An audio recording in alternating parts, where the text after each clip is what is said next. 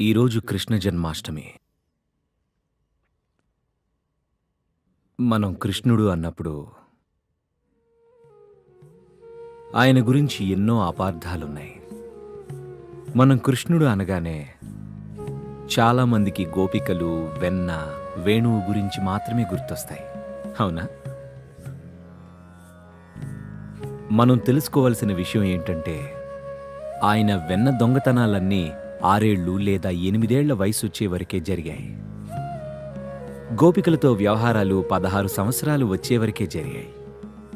16 సంవత్సరాల వయసులో ఆయన గురువు సాందీపాని ఆయన జీవిత సార్థకతను ఆయనకు తెలిపినప్పుడు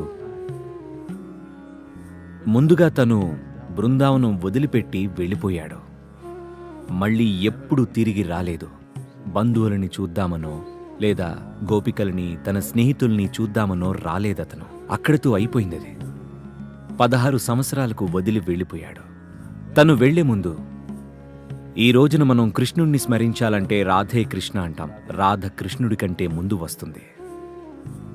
ఎందుకంటే వాళ్ల ప్రేమ, వాళ్ల సాన్నిహిత్యం, సరసం యావత్ సమాజాన్ని అలరించేసింది. మొత్తం భారత ఉపఖండాన్నంతా. ఎంతగా అంటే మనం కృష్ణ రాధ అనం, రాధాకృష్ణ అంటాం. కాని ఆయన ఆమెను చివరిసారిగా చూసింది 16 సంవత్సరాలు వచ్చినప్పుడు. ఆ తర్వాత మళ్ళీ ఎప్పుడూ చూడలేదు. 16 ఏళ్లున్నప్పుడు తనిలా అన్నాడు, నేను ఈ వేణువుని నీకోసమే ఊదేవాణ్ణి. నేను నిన్ను వదిలి వెళ్ళిపోతున్నాను. ఇక తిరిగి రాను.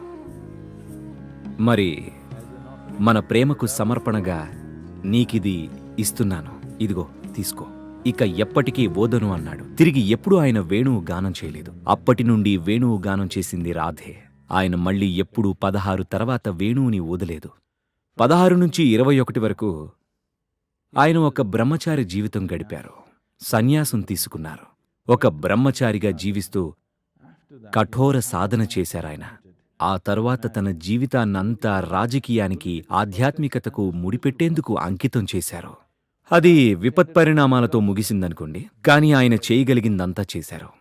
వీటన్నిటి గురించి ఎప్పుడూ చెప్పుకోం మనం. ఉత్తర భారతదేశంలో దాదాపుగా 1000 ఆశ్రమాలను స్థాపించారు.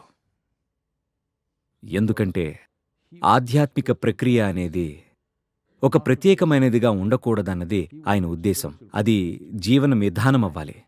మనం పొద్దున పళ్ళు తోముకున్నంత తేలిగ్గా ధ్యానం కూడా చేయాలని, ఆధ్యాత్మిక ప్రక్రియ అనేదేదో వినోదానికి చేసేది కాకూడదని, అది జీవన విధానం అవ్వాలి అనుకున్నారు శ్రీకృష్ణుడు.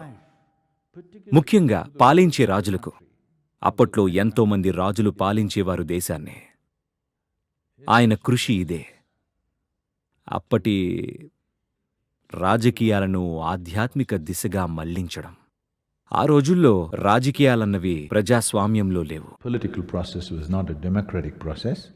ఆయన ఉద్దేశంలో ముఖ్యమైన విషయం ఏంటంటే, పాలించేవాళ్లు దీన్ని తెలుసుకుంటే దాని యొక్క ఫలితం ఖచ్చితంగా ప్రజలకు చేరుతుంది. ఎవరి చేతుల్లో అయితే ఇతరుల జీవితాలు కూడా ఉంటాయో, ఉదాహరణకి ఒక రాజు, ఒక ప్రధానమంత్రి, లేదా ఒక దేశానికి రాష్ట్రపతి, లేదా ఈ రోజుల్లో ఒక కంపెనీకి సీఈఓ. ఎందుకంటే వారి కింద వందల వేల మంది ప్రజలుంటారు. గుర్తుంచుకోండి, మీకిలాంటి బాధ్యత ఉన్నప్పుడు మీరు చేసే ప్రతి ఒక్క ఆలోచన, మీరు చూపించే ప్రతి భావావేశం, మీరు చేసే ప్రతి పని ఎంతో మంది జీవితాల మీద ప్రభావం చూపిస్తుంది. ఇటువంటి బాధ్యత మీ మీద ఉన్నప్పుడు మీరు ఒక మంచి స్థితిలో ఉండడం ముఖ్యం. మీ ఆలోచనలు, మీ భావాలు మీ అంతర్ముఖం నుండి రావాలి. అందరి శ్రేయస్సుకు ఉపయోగపడేవిగా ఉండాలి. నాకు జీవితం పట్ల ఒక సంకుచిత భావం ఉంటే నేను చేసే ప్రతి ఆలోచన ప్రజలకు హాని కలిగిస్తుంది. నాకు వచ్చే ప్రతి భావావేశం వారికి హాని కలిగిస్తుంది. నేను చేసే ప్రతి పని, ముఖ్యంగా నేను చేయవలసినవి చెయ్యకుండా ఉన్న పనులు, ఇవన్నీ ప్రజలకు ఎంతో చేటు చేస్తాయి. అంతేనా కాదా? అందుకే ఆయన నాయకుల మీద దృష్టి పెట్టారు. ఆనాటి రాజులు ఆధ్యాత్మిక మార్గంలో ఉండాలి అనుకున్నారు. దురదృష్టవశాత్తు అది విపరీత పరిణామాలతో ముగిసింది. కురుక్షేత్ర యుద్ధం, భయంకర యుద్ధం. ఇది మానవాళిలో ఒక తరాన్ని అంతరింపచేసేసింది. కానీ మనం కృష్ణుణ్ణి ఆరాధిస్తాం. ఆయన అనుకున్నది ఏదీ జరగలేదు. కురుక్షేత్ర యుద్ధం, అది జరగకుండా ఉండేందుకు ఆయన చేసిన కృషి సామాన్యమైనది కాదు. కాని ఆ ఘోర యుద్ధం జరిగింది. ఆయన, తన వంశం మొత్తం, అందరూ కూడా తమలో తాము కొట్టుకొని మరణించారు. కాని మనం ఆయన్ని దేవుడు అంటాం. ఎందుకంటే ఇన్నిటి మధ్యలో కూడా ఆయన సరదాగానే ఉన్నారు.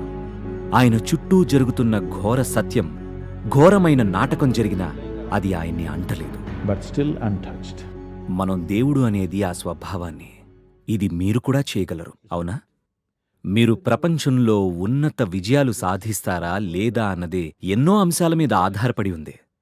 కానీ ఒక మానవుడిగా విజయం సాధించడమన్నదే, అంటే మీ జీవితాన్ని స్పృహతో నిర్వహించుకోగలరా, లేదా జీవితంలో ఏదైనా ఇబ్బంది వస్తే మీరు మృగంలా మారుతారా అన్నది ప్రశ్న. ఈ ఒక్క అంశాన్ని మీరు నిర్వహించగలిగితే అప్పుడు మిమ్మల్ని కూడా దేవుడు అని అంటాం. అవును.